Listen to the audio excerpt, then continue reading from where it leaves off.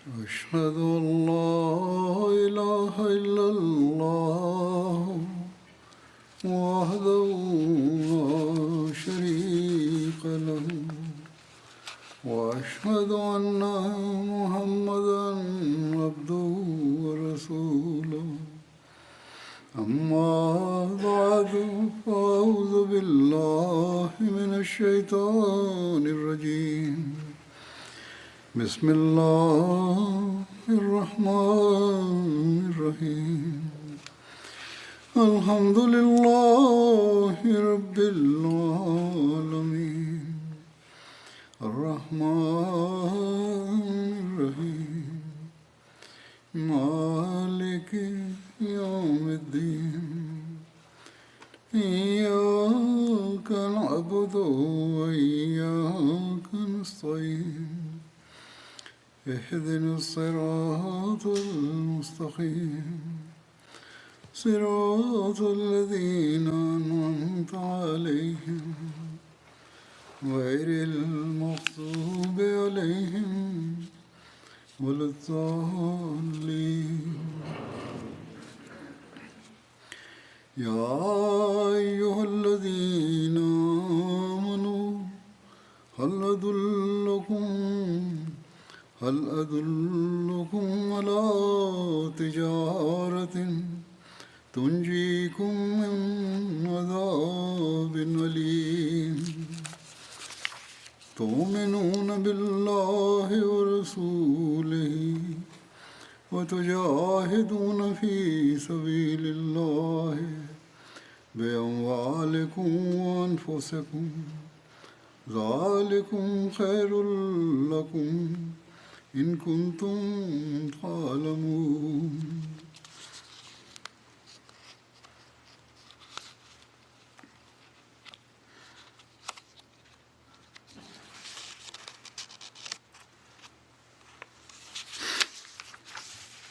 يغفر لكم ذنوبكم ويدخلكم جنات يغفر لكم ذنوبكم ويدخلكم جنات تجري من تحتها الأنهار ومساكن طيبة في جنات عدن ذلك الفوز العظيم. After reciting the Tashahhud, Ta'awudh and Surah Al-Fatiha, Hazrat Khalifatul Masih V, may Allah be his helper, recited verses 11 to 13 of Surah As-Saff and stated, the translation of these verses is, O ye who believe, shall I point out to you a bargain that will save you from a painful punishment? That you believe in Allah and His Messenger and strive in the cause of Allah with your wealth and your persons. That is better for you, if you did but know. He will forgive you your sins and make you enter the gardens through which streams flow, and pure and pleasant dwellings in gardens of eternity. That is the supreme triumph.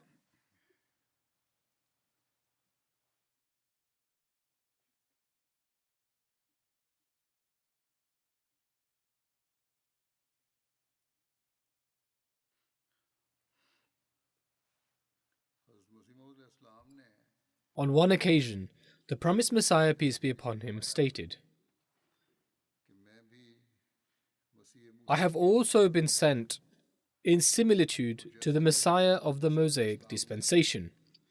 Just as Hazrat Isa, peace be upon him, taught mercy and forgiveness, I too have been sent as the Messiah of Muhammad, peace and blessings of Allah be upon him, with the Islamic teachings of mercy, forgiveness, peace and reconciliation, and I have come to end religious wars.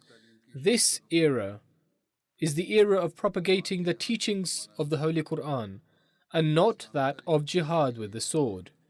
Rather, a jihad of the pen and tabligh, that is propagating the true teachings of Islam, is taking place in order to spread the teachings of Islam. And to maintain this jihad requires the same sacrifices of one's life, wealth, and honor as were required in the early stages of Islam.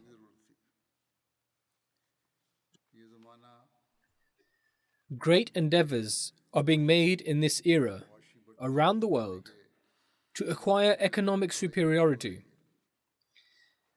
People have forsaken religion and are more inclined towards materialism. The world is trying its utmost to be superior in their trade and to acquire worldly comforts.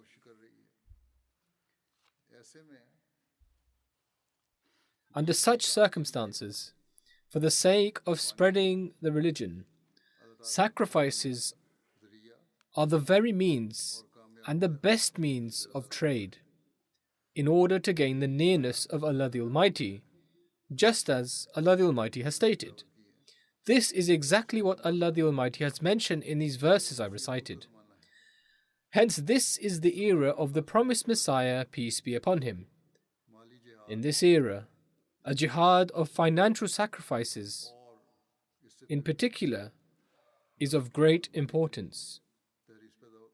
This also develops an inclination towards sacrificing one's ego and enables a person to gain the pleasure and nearness of Allah the Almighty. Allah the Almighty has drawn attention in the Holy Quran. On one occasion, he said, وَمَا لَكُمْ أَلَّا تُنْفِقُوا فِي سَبِيلِ اللَّهِ. And why is it that you spend not in the way of Allah? Allah the Almighty says that everything comes from Him. He provides everything for you. And in order to reward you, He tells you to spend in His cause. Hence, if you have faith and conviction in Allah the Almighty, then this demands that you offer sacrifices in His cause. On another occasion, Allah the Almighty says in admonishment, وَأَنْفِقُوا فِي سَبِيلِ اللَّهِ وَلَا تُلْقُوا بِأَيْدِيكُمْ إِلَى التَّهْلُكَةِ.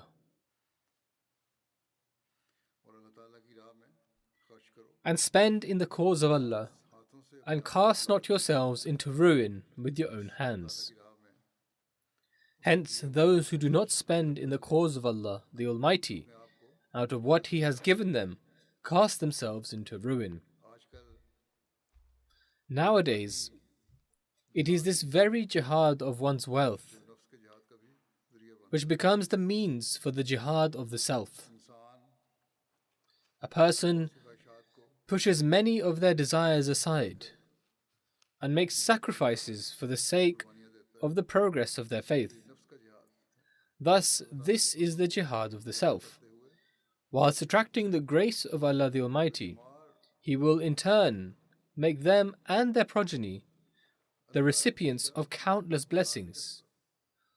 Allah Almighty does not remain indebted to anyone. He has pointed out such a bargain which is beneficial both in this world and the next. A bargain which will save one from the hellfire. The benefit of worldly transactions is limited to this world. But the transaction with Allah the Almighty makes one deserving of the blessings of this world and the hereafter. As I have mentioned, Allah Almighty does not remain indebted to anyone. In fact, He gives back manyfold to one who sacrifices in His path out of pure intentions. Allah Almighty states in one place in the Holy Quran,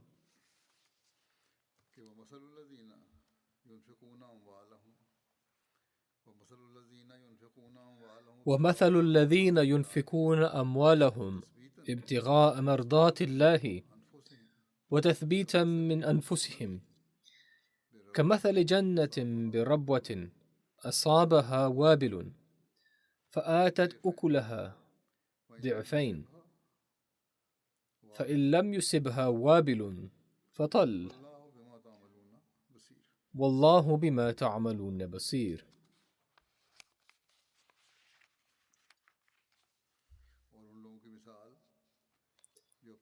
And the case of those who spend their wealth to seek the pleasure of Allah and to strengthen their souls is like the case of a garden on elevated ground. Heavy rain falls on it, so it brings forth its fruit twofold. And if heavy rain does not fall on it, then light rain suffices, and Allah sees what you do.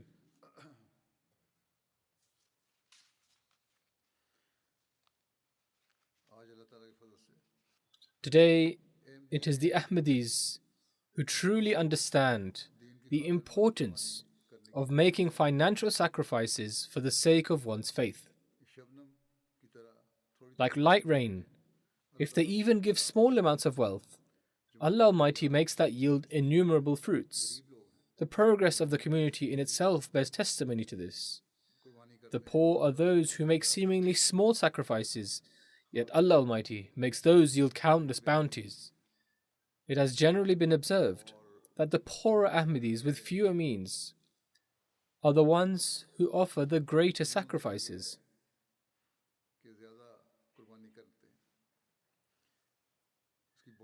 There are so many examples of this.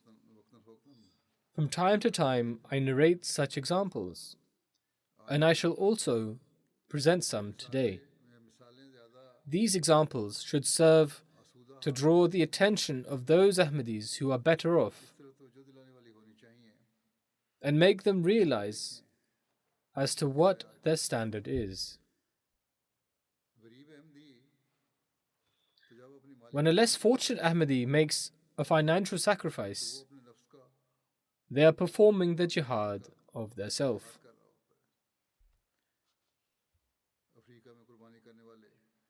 There are countless such Ahmadis who make sacrifices in Africa, in Pakistan, and in India, who give up their food and remain hungry as they make financial sacrifices.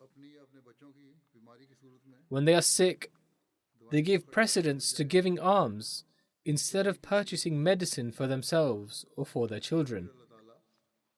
But Allah the Almighty does not leave them without reward for this sacrifice. Rather, at times, they receive the blessings of Allah so swiftly that it leaves one astounded. And this in itself serves as a means of increasing them in their faith.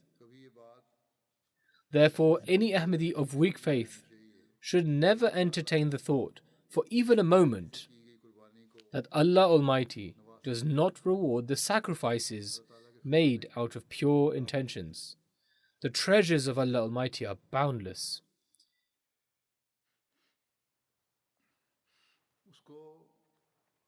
He has no need for our alms or money. The sacrifices which Allah Almighty calls upon us to make are to grant us the opportunity to receive His grace. The promised Messiah, peace be upon him, has instilled such a spirit of sacrifice in his community that from his era until today, we continue to witness such incidents of members of the community placing their needs aside as they make sacrifices for the sake of the requirements of the community. And this is the hallmark of nations which excel. And it is as a result of this that Allah Almighty showers His blessings. The believers are those who understand the instruction of the Holy Prophet, peace and blessings of Allah be upon him, when he said, "Safeguard yourselves from the hellfire, even if you can only do so by purchasing half a date." Even if one can only afford half a date, they should give that in order to protect themselves from the fire. The Holy Prophet, peace and blessings of Allah be upon him, also stated, "Abstain from miserliness. It is miserliness which destroyed nations of the past. The state of the companions was such that they would say whenever the Holy Prophet, peace and blessings of Allah be upon him, would encourage us to make financial sacrifices, we would go to the markets, carry out whatever small amounts of work was available, and we would bring back whatever we earned to present it before the Holy Prophet, peace and blessings of Allah be upon him. Allah Almighty also granted people who make such sacrifices to the true servant of the Holy Prophet, peace and blessings of Allah be upon him. And there are countless such examples.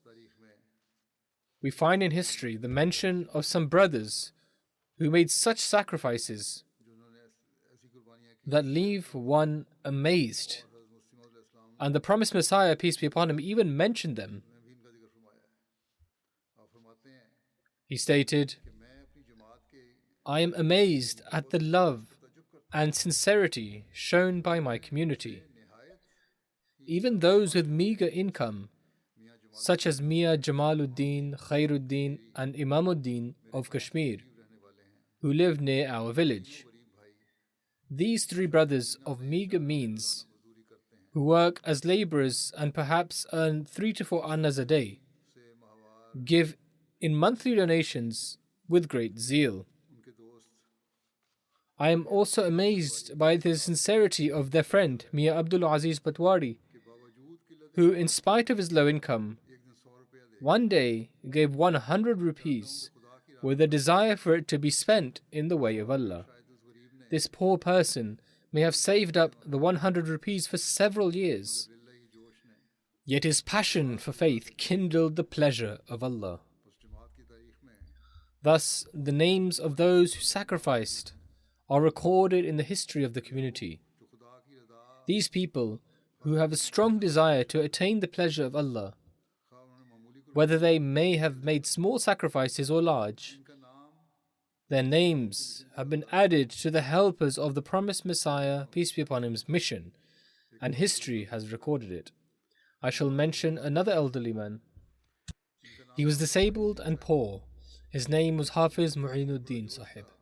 He possessed a great deal of passion to serve the community, to make sacrifices for the community, even though he made ends meet with great difficulty. And because he was disabled, he wasn't able to work either. Deeming him to be an elderly servant of the promised Messiah, peace be upon him, some people would give him gifts. But it was the rule of Hafiz Sahib that whatever sort of amount he would receive as a gift, he would never spend it on his personal needs.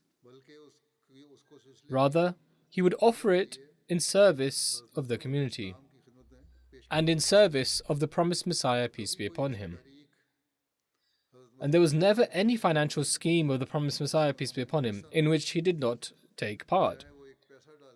Though he may have donated 1 paisa, still he would surely take part. In this day and age, you can consider 1 paisa to be equivalent to 1 penny, but nonetheless he would take part. In accordance with this situation, this insignificant sacrifice was in fact a significant sacrifice. And oftentimes, it would also come to pass that Hafiz Sahib would go hungry in order to offer the sacrifice. These were the people who were always ready to sacrifice everything in order to attain the pleasure of God Almighty. Allah the Almighty also looked at their sacrifices with a sense of love and planted those trees from which their progeny is now eating. Thus, those people who are the offspring of these old saints and companions should always keep in mind that if the grace of Allah the Almighty is with them today, then it is because of the sacrifices of those whom Allah the Almighty blessed with difficulties. They should examine themselves that for the sake of the community, for the sake of furthering the mission of the promised Messiah, peace be upon him, are the levels of their sacrifices increasing with the same thought process that their elders had in mind? Even now in the Ahmadiyya community, the majority of people are poor. yet they display the highest standard of sacrifice. Thus, whoever has a large income in the community should examine themselves. Allah and His Messenger, peace and blessings of Allah be upon him, value these righteous sacrifices, just as how in one instance the Holy Prophet, peace and blessings of Allah be upon him, said, "1 dirham has exceeded 100,000 dirhams today in comparison." The companions, peace be upon them, asked, "How is this possible?" The Holy Prophet, peace and blessings of Allah be upon him, stated that a man had 2 dirhams today, from which he sacrificed 1 dirham, while another man had a vast amount of wealth and land, from which he sacrificed 100,000 dirhams. 100,000 dirhams appears to be a very large sum of money, but in comparison to the poor man's passion for sacrifice,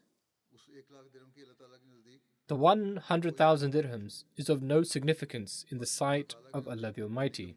Thus, the degree of sacrifice in the sight of Allah the Almighty relates to passion and proportion, not amount. There are those who say that the community takes chanda from the poor, and some people also write to me about this sometimes. This is not right. These people are themselves lacking in their faith. These are their own worldly priorities, and they use the names of others to fulfill their own desires. By the grace of Allah the Almighty, the majority of the community today are those who make sacrifices. Keeping in mind the sacrifices of the companions of the Holy Prophet, peace and blessings of Allah be upon him, they too want to make their own sacrifices and do so without being asked to. Acting in accordance with the sacrifices made by those righteous souls in the time of the promised Messiah, peace be upon him, we also see these examples in this age. As I have said, examples are sent in reports, and I mentioned some of them as well. They offer an astonishing amount of financial sacrifice. There are such righteous souls who live in far-off countries within Africa who wish to be helpers and assistants of the promised Messiah, peace be upon him, in order to spread Islam and grant victory to their faith.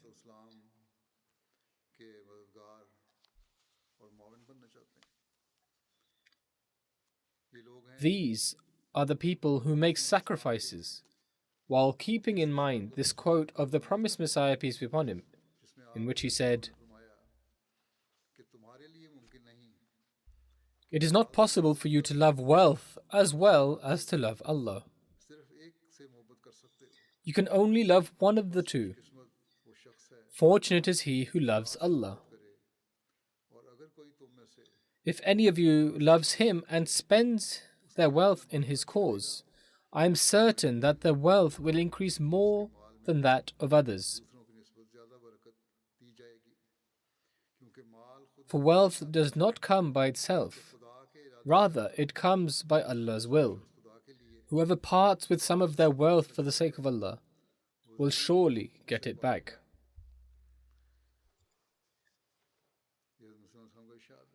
This is the quote of the promised Messiah, peace be upon him. We see the examples of this even today, as to how people sacrificed in the way of God and how God immediately returned it to them. Everyone works in the same place and same environment, but Allah the Almighty blesses the wealth of the Ahmadi, while others do not receive this blessing. And this phenomenon then becomes the reason for the ever-increasing faith. As I have said, I shall present a few examples of righteous souls.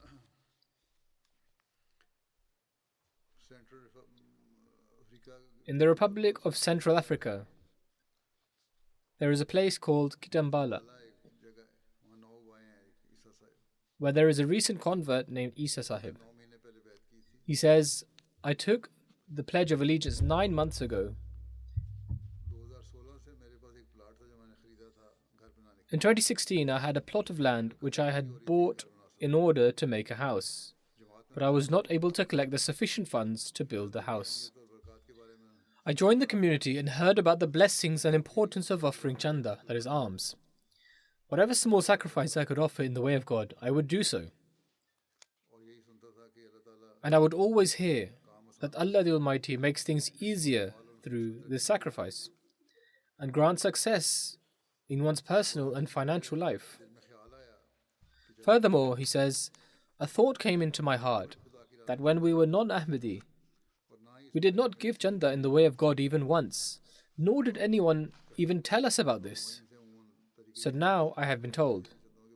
The new converts are usually told about the Tehreek-e-Jadid scheme and Waqf-e-Jadid scheme. He says, I was informed of this. I offered 1,500 Sifa francs in the Waqf-e-Jadid scheme, and God Almighty gave its reward in such a way that a friend sent a present of 10,000 bricks to be made for my house, and then made the bricks for me. Over there they make it themselves, the blocks out of cement. In this way, the construction of the house began, for which he had been waiting many years. And the house was completed as well.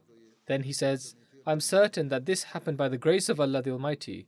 Otherwise, I did not have this energy within me, and it would have been impossible for me. Kazakhstan is among the former Soviet states.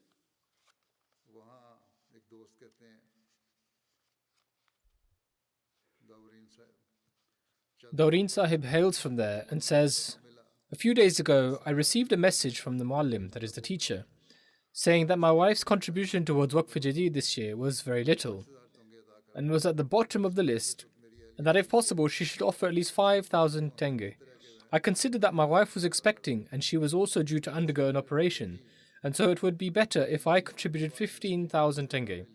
As soon as I sent the amount, I received word from the school that since I also look after an orphan and I have many children, the government decided to grant 100,000 tenge. It is faith-inspiring for me to see how Allah the Almighty immediately gave me something in return.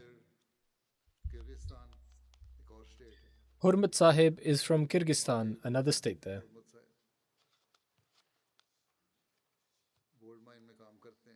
He works in a gold mine and offers his financial contributions every 6 months.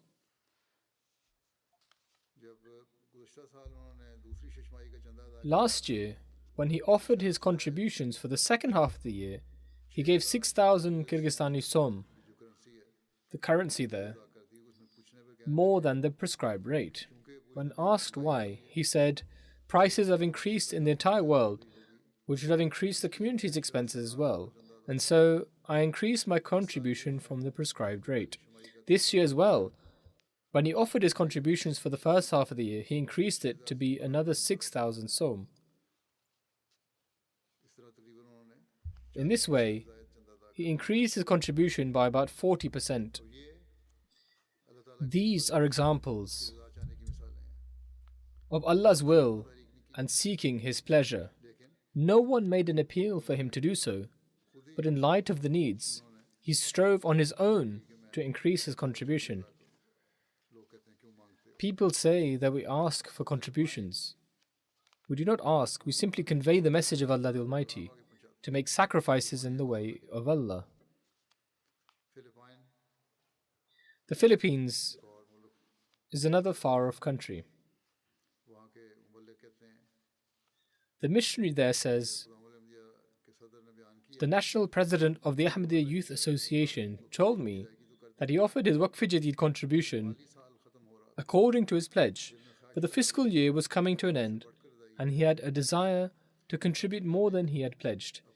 Hence, he offered another 1,000 pesos on behalf of his deceased parents and father-in-law towards Waqf-e-Jadid. During those days, he was working on a contract in the local municipal offices as a risk reduction manager.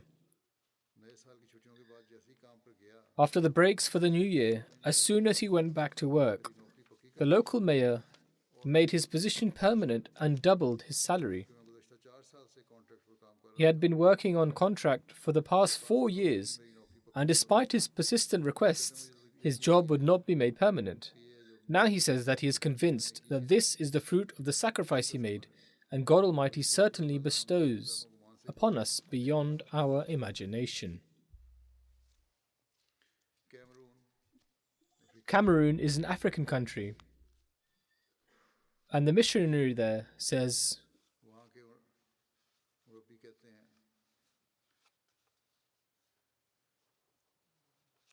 a young man named Yusuf accepted Ahmadiyyat. He is a poor man and gives rides on his motorcycle. Muhammad Yusuf says, when I accepted Ahmadiyyat, and upon the advice of the missionary, I started offering financial contributions little by little, my circumstances began to change.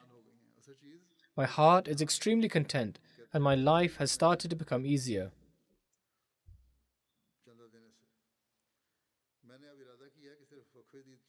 In essence, contentment of the heart is everything. He says, I'm content because of offering financial contributions. Now it is my intention to contribute not only to Waqf Jadid, but to take part in all the required modes of contribution, because there are blessings for me and my family in doing so. It is due to the blessings associated with the Imam Mahdi, peace be upon him, that I have found spiritual peace. I'm very happy and content. These are the ways in which Allah the Almighty procures means for help. Tanzania is an East African country. A young man from the Romoma region named Milowe Sahib says, I was 27 years old. I have witnessed many blessings due to financial contributions.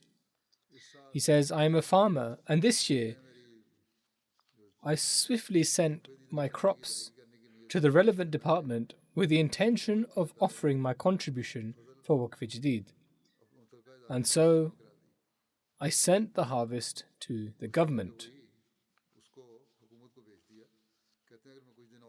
He says, had I waited a few more days, then I might have been able to sell my crops at a higher price, but then I would not have been able to offer my financial contribution as the deadline would have passed.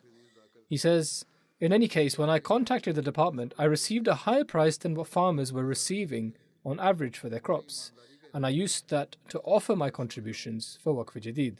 The department said, people withhold their crops so that they can get a better price. You have been rewarded for your trustworthiness. He says, I believe that Allah rewarded me for my intention so that I may easily sacrifice in His way. Roza Mat Sahib is from Kyrgyzstan. He says about financial contributions for Waqf Jadid, it is extremely important, and the way I was introduced to it is quite interesting. I remember that when I was introduced to the Ahmadiyya community, I asked the missionary about who pays for all the community's expenses. He explained to me in detail about the work that the community does, the system of caliphate, and then the various schemes such as Waqf Jadid and other forms of financial sacrifice. He says, I had never seen or heard of a financial system like this. This was the first time I heard about this kind of system. Then, after pledging allegiance during the era of the fourth caliph, may Allah have mercy on him, I started offering financial contributions every month, and I have seen the blessings of offering financial sacrifices throughout my life. Before joining the community, I lived in a flat with my family, which we rented. We were living under difficult circumstances. I worked at different places. We were in a state of poverty. We didn't have any property or a constant source of income. All praise belongs to Allah, because through the blessings of offering financial contributions, I have built an entire house. I currently have a stable income, my work is not difficult, and it pays well. These are blessings bestowed by Allah the Almighty due to offering financial contributions. Togo is a West African country. The missionary in charge there says, An Ahmadi woman did not have the money to offer her contributions for Waqf Jadid. She had planted some vegetables for household use. She sold the vegetables in the market and offered her contribution to Waqf Jadid, and thereby fulfilling the pledge she made to God. This was a small thing, yet these are the very examples, like the companions who would go and work in the markets, or like Hafiz Sahib who would offer any gift he received as financial contribution. Similarly, another member named Hamza did not have the money to offer his contribution to Waqf Jadid. He had some chickens. He sold 9 of them and thus offered his contribution. These people who are poor offer sacrifices for the sake of Allah the Almighty. And these are the very people who rekindle the memory of our elders. Iman Hidayat from Indonesia says,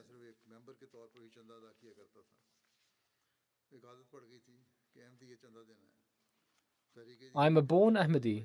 I used to offer financial contributions simply as a member of the community. It was like a habit.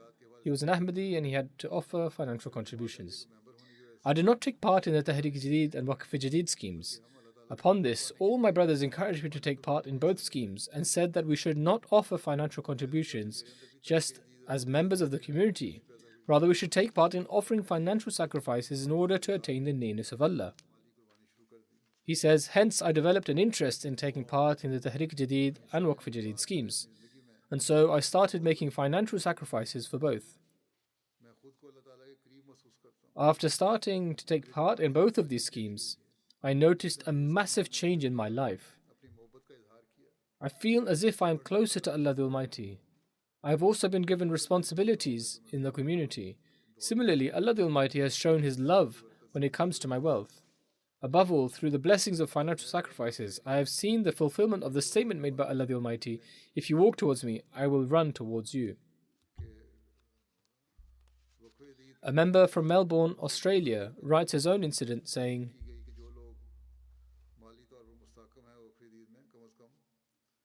a few weeks before the Waqf Jadid financial year ended, the members were encouraged that whoever has the means should try to give at least 5,000 Australian dollars. I had given 4,000 Australian dollars for Waqf Jadid already. I did not have 5,000 Australian dollars, but deep down, I had a strong desire to offer 5,000 Australian dollars for Waqf Jadid. Thus, on my return from the Friday sermon, I began praying for this. He was living in good conditions, but despite this, he has the fear of God in his heart. He had a desire and yearning, and so he was moved to pray for it. He further says, I have a small business of my own. One day I stepped outside the office for a short break and began praying to find a solution to how I can partake in this scheme, and that may Allah the Almighty bestow me this opportunity. When I went back into the office, my business partner, who is a Christian, came to the office and closed the door. He shook my hand jubilantly and said that he had some great news. Expanding further, he said that they secured a new customer for their business who had requested to assist in arranging this for him. The fees would be 30,000 Australian dollars, which would be split between them $15,000 each. He further said, I immediately understood that my prayer had been answered. I explained to my business partner how I was seeking help from Allah the Almighty, and I was convinced that this was a result of my prayer. Upon this, my business partner said, 5,000 for charity is a large amount. I also benefited from your prayer, and so I will also contribute. I will give half of the amount you want to give. However, I explained to him that there are plenty of other charitable schemes which he could take part in. The 5,000 Australian dollars was for Waqf Jadid, which I have to give myself. Nonetheless, Allah the Almighty blessed me greatly through accepting my prayer and my desire. Fiji is another distant country. A new convert by the name of Zainul Beg Sahib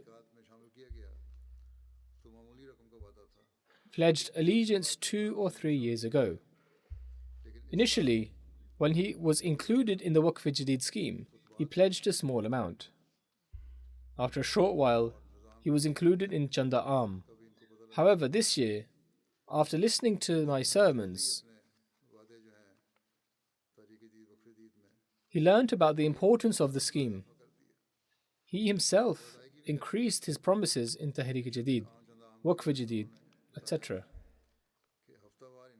and paid tenfold the amount. Similarly, he promised to pay 1/16 for Chanda Aam on his weekly income.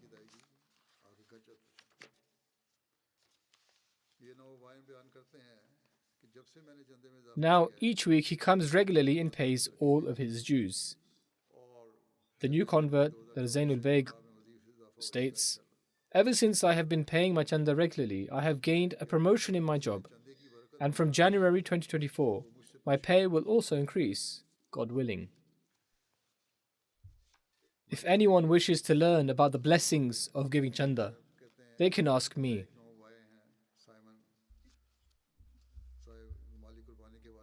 The missionary of Micronesia, Shajil Sahib, says, a new convert, Simon Sahib, was reminded about offering financial sacrifices and informed that we give chanda for the sake of gaining Allah's pleasure and that it is not a tax.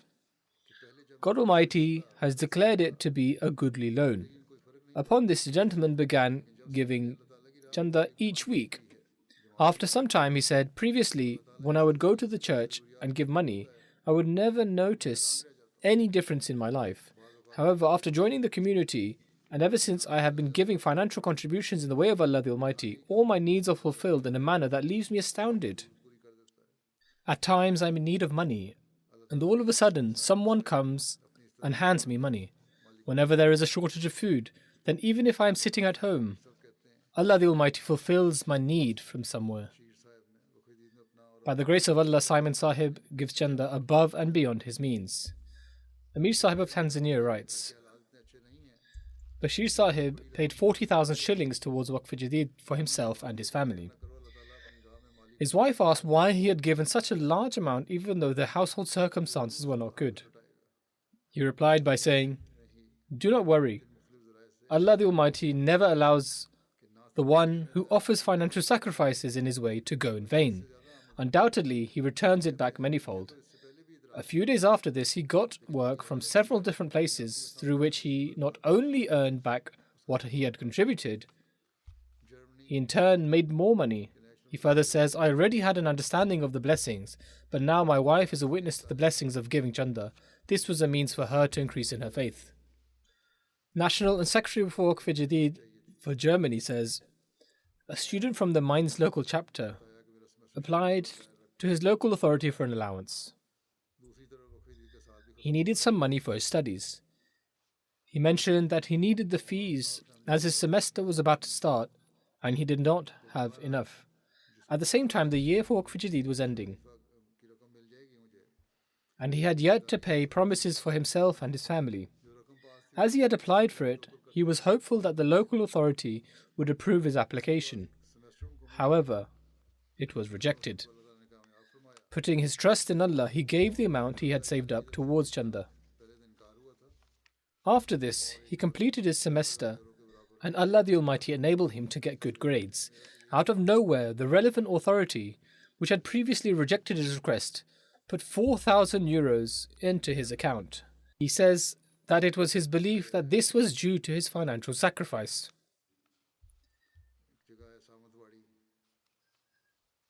Siraj Sahib is an Ahmadi from Samitwari, India.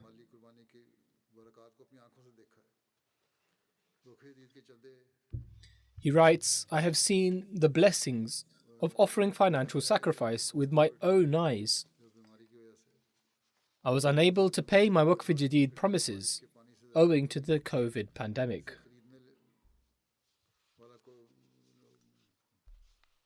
For 2-3 years, the wood in his field was being damaged due to the rain. A person had agreed to buy them and even set an amount for it. But he did not pay the money. Nonetheless, he continued searching for other people to buy the wood, but with no luck. He says that the inspector for Waqf Jadid came and asked for chanda. He immediately gave him 2,000 rupees. Sirar Sahib says, within 2 days of this incident, the person who had agreed to buy the wood but was not taking it suddenly came. He paid 20,000 rupees and took all of it. He says, it is my belief that owing to the blessings of giving chanda, the 2,000 rupees that I gave, Allah the Almighty returned it to me in the form of 20,000. Otherwise, the goods that were being wasted for such a long time could easily continue to be wasted. A member of Lajna from Canada says that last year, when I announced the new year for Waqf Jadid, she also desired to give chanda towards this, and on behalf of her children as well. However, when she checked her bank account, there was no money in it, and so she prayed to Allah the Almighty to produce some means from the unseen so she could pay her chanda. After a few days, when she checked her bank account, she had $300, which was roughly the same amount she needed to pay her own chanda and on behalf of her deceased relatives. She immediately paid her chanda and expressed her gratitude to Allah the Almighty.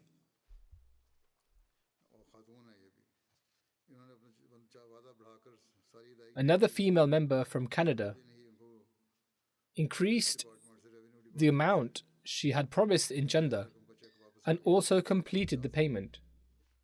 The next day, she received a check from the Tax Revenue Department of an overpayment of $750. She says that this was the same amount she had paid towards her chanda.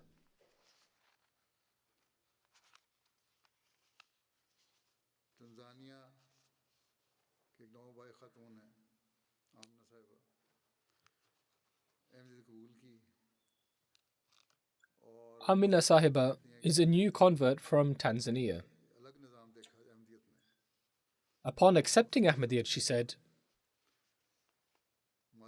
I saw a completely different organization in the Ahmadiyya community as compared to all other Muslims. In the financial system of the community, they provide a receipt for every chanda, and this is not seen anywhere else. In November, the Muallim, the local missionary, delivered the Friday sermon and drew attention towards the chanda of Waqf Jadid. I gave all the money I had at the time towards chanda. My household circumstances were not good, and my daughter was also expecting, and so we would need to go to hospital at any time.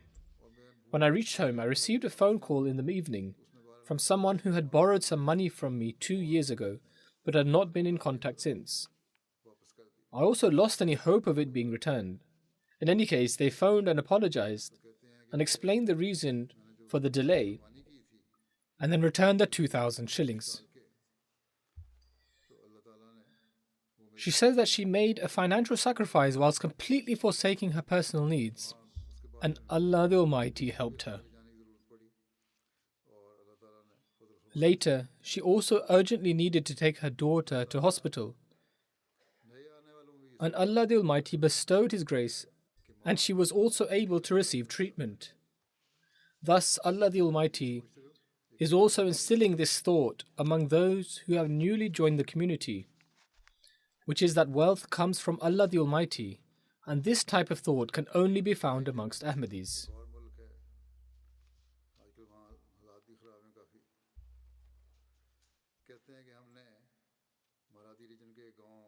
Niger is also a country, and the circumstances of the country are not good. The Muallim says, we visited a village in the Muradi region and drew the attention of the members towards chanda, and people took part in Waqf Jadid according to their means. Upon this, a non-Ahmadi commented, you are taking money from the poor people of our village, even though you are well aware that the economic situation of the country is in a terrible state. While other Muslim organizations come and give provisions, you, on the other hand, are asking from them. The Muallim says, before I could even respond, an Ahmadi member from the village stood up and passionately said, You are right. Other Muslim organizations come and provide some help.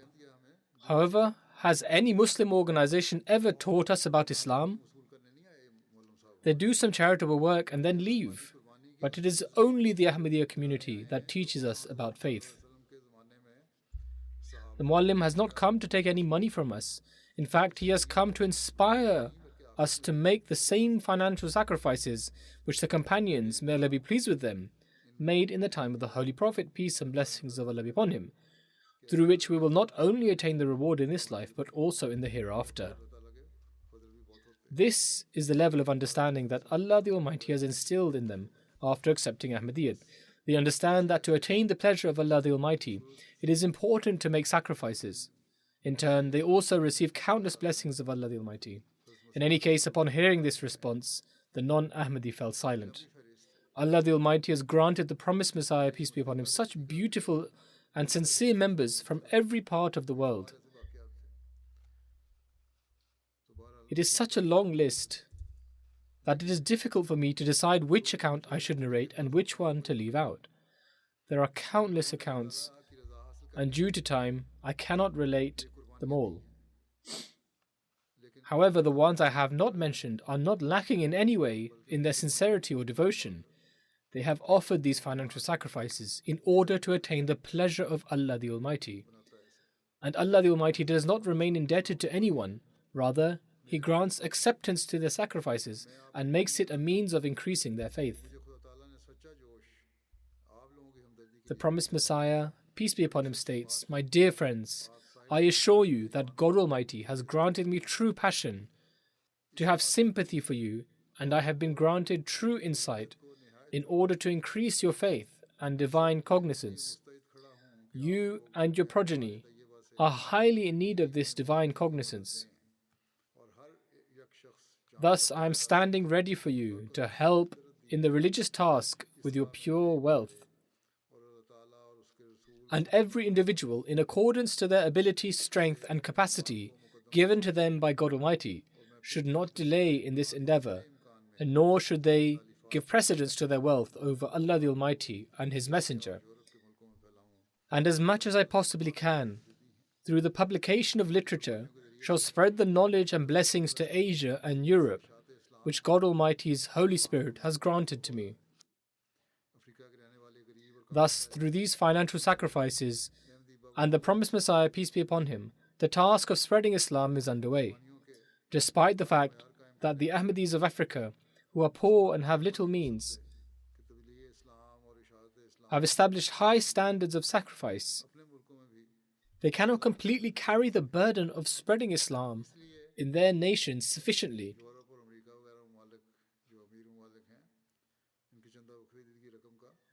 For this reason, the majority of contributions from more affluent nations, such as from Europe and America, towards Waqf Jadid is spent on the growth of the community in poorer nations. May Allah the Almighty strengthen them in their faith and conviction, and bless the wealth and progeny of all those who offer sacrifices for the community in any way, and those who are always prepared to do so. At this time, alongside the announcement of the start of the new year of Waqf Jadid, I will also present an overview of the contributions made by different countries as its tradition. By the grace of Allah the Almighty, the 66th year of the Waqf Jadid scheme has come to its completion, and the 67th year has begun. With Allah the Almighty's grace, the Ahmadiyya Muslim community contributed 12,941,000 for this cause in the past year, or approximately £13 million. This collection exceeds last year's collection by 718,000. According to the overall collection this year, the UK takes first place, followed by Canada. Canada has also considerably increased its contributions as well as its participants. This is a great milestone for them this year. In third is Germany, in fourth is the USA, followed by Pakistan, India, Australia, a country from the Middle East, Indonesia, another country in the Middle East, and Belgium, respectively. In Africa, Mauritius is first, followed by Ghana and Burkina Faso. Despite the difficult circumstances in Burkina Faso, the country is third in Africa. After this, there is Tanzania, Nigeria, Liberia, the Gambia, Mali, Uganda, and Sierra Leone, respectively. In terms of the number of participants, 44,000 new pious individuals have joined their ranks, taking the total number to 1.5 million. For efforts in trying to increase the number of participants, Canada takes first place, followed by Tanzania, Cameroon, the Gambia, Nigeria, Guinea-Bissau, Congo-Kinshasa, respectively. For the top large chapters of the community in the UK in collections, first is Farnham, followed by Worcester Park, Walsall, Aldershot South, Islamabad, Gillingham, Ash, Cheam South, Ewell, and Hounslow South, respectively. For the regions, first place is Bayt al-Futuh, followed by Islamabad region, Midlands, Masjid Fazl, and Bayt al-Ihsan, respectively. For the Atfal Auxiliary, the top 10 chapters are Aldershot South, Farnham, Aldershot North, Ash, Islamabad, Roehampton Vale, South Cheam, Manchester North, Birmingham West, and Bradford South. In the smaller chapters, there is Spen Valley, Ketherley, North Wales, Northampton, and Swansea. In the Imarat of Canada, first place is Vaughan, followed by Calgary, Peace Village, Vancouver, Brampton West, and Toronto, respectively. For the top large chapters of Canada, there are Milton East, Milton West, Hamilton, Edmonton West, Durham West, Ottawa West, Regina, Innisfil, Abbotsford, and Newfoundland. For the Atfal Auxiliary in Canada, the top Imarat is Vaughan, followed by Peace Village, Toronto West, Vancouver, Calgary, and Mississauga, respectively. For the top small chapters in the Atfal Auxiliary in Canada, first place is Durham West, followed by Milton West, Hadika Ahmed, Montreal West, and Hamilton Mountain, respectively. For the top Imarat in Germany, first place is Hamburg, followed by Frankfurt, Wiesbaden, Gosgau, Riedstadt, respectively. For the top 10 chapters in Germany, first place is Rodemark, followed by Rodgau, Nidda, Friedberg, Florsheim, Neuss, Mainz, Mahdiabad, Osterburg, Berlin, and Koblenz, respectively. For the top chapters in the Atfal Auxiliary in Germany, first place is Mannheim, followed by Diesenbach, Hessen Southwest, Rhineland-Pfalz West, respectively. In the top 10 chapters of America, first place is Los Angeles, followed by Maryland, North Virginia, Seattle, Silicon Valley, Boston, Aston, Oshkosh, Minnesota, and Portland, respectively. And for the Atfal Auxiliary in America, there is Seattle, Los Angeles, Maryland, South Virginia, Cleveland, Aston, Silicon Valley, Oshkosh, Indiana, and Zion, respectively.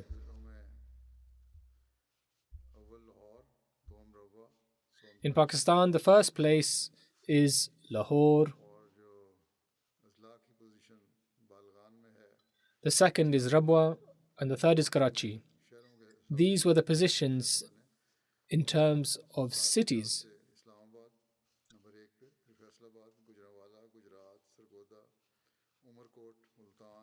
In terms of districts, first place is Islamabad, then Faisalabad, then Gujranwala, then Gujarat, then Sargodha, then Umarkot, then Multan, then Hyderabad, Mirpur Khas, and then Dera Ghazi Khan. For the top large chapters in the Atfal Auxiliary in Pakistan, first is Lahore, second is Rabwa, then Karachi in third. For the positions of regions in the Atfal Auxiliary in Pakistan, Islamabad is first, followed by Faisalabad, Narwal, Sargodha, Umarkot, Gujranwala, Mirpur Khas, Gujarat, Hyderabad, and Sheikhupura, respectively.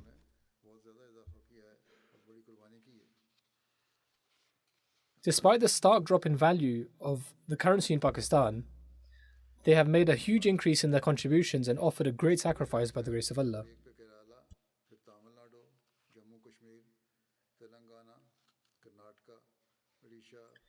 For the top provinces in India, first place is Kerala, followed by Tamil Nadu, Jammu Kashmir, Telangana, Karnataka, Odisha, Punjab, West Bengal, Delhi, and Maharashtra. For the top 10 chapters in India, in terms of collections, first place is Hyderabad, followed by Coimbatore, Qadian, Calicut, Manjari, Bangalore, Malayapalayam, Calcutta, Kerala, and Karang. The top chapters in Australia are Melbourne Langwarrin, Castle Hill, Marsden Park, Logan East, Melbourne Berwick, Penrith, Perth, Melbourne Clyde, Parramatta, and Adelaide West. May Allah the Almighty abundantly bless the wealth and progeny of all those who contributed. I continue to give reminders to pray for Palestine. Remember the people there in your prayers. Continue to raise your voices for them in your immediate circles and speak to others in this regard, especially politicians, as I mentioned earlier. It does not seem that the government of Israel will desist from its cruelties. In fact, it has sent a message to its soldiers that the year 2024 is also a year of war. May Allah the Almighty bestow His mercy upon the Palestinians. Now, it is also being said that there is a risk that the war will spread to the greater region, after which a world war could break out. They have started to bombard the area around Beirut as well. They continue to exceed and transgress. Although the American government is apparently calling upon them to limit their warfare, these seem to be mere words with no weight. These are weak and muted voices. It seems that their real plan is to drive out the Palestinians from Gaza and take over the land. May Allah the Almighty bestow His mercy upon the Palestinians and Muslims. May He enable the Muslims to come to reason and also hearken to and accept the call of the Imam of the age.